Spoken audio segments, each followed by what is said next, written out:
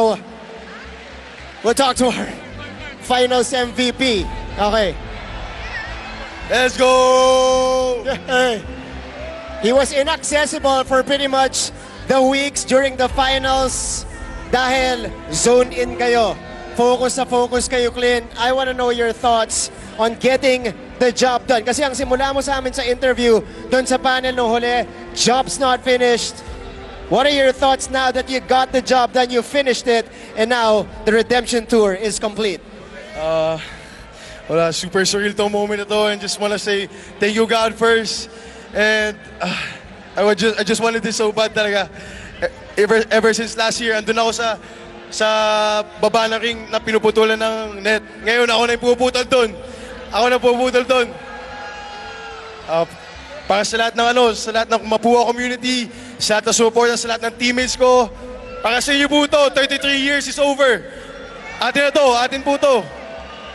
Clint, pag-usapan mo yung journey kasi binanggit sa akin kanina ni Coach Randy, yung mga bata ko talagang gutom na gutom makakuha tong kampyonatong to.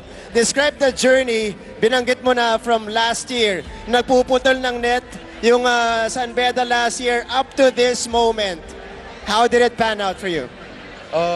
Yun talaga yung naging motivation namin ever since in-instill namin sa mga bagong pasok, sa mga rookies, and pinaramdam namin sila yung pain, yung pagkukulang na nagawa namin last year, and etong week sobrang locked in yung mga teammates ko, and then we did it. Job's finished.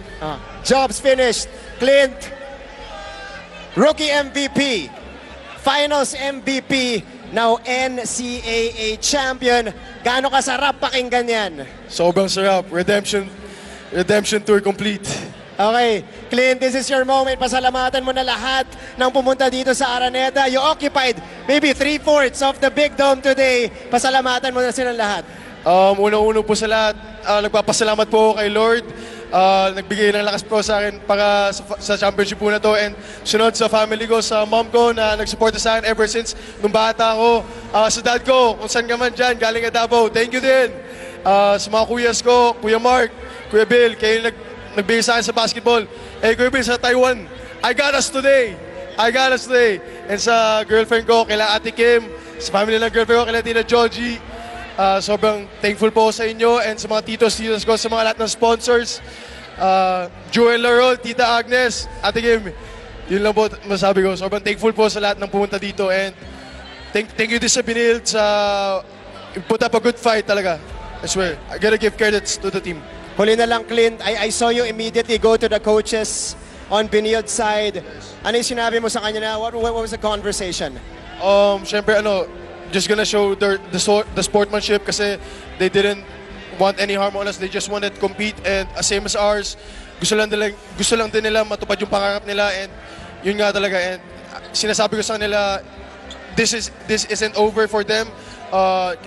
Just like last year for kami, we work hard, we're in the zone, and then we did the job. Clint, congratulations. You are now an NCAA champion. Totoo ba sinabi mo? Ano pa kayo ulit? Clint Escamis, NCAA champion! Let's go!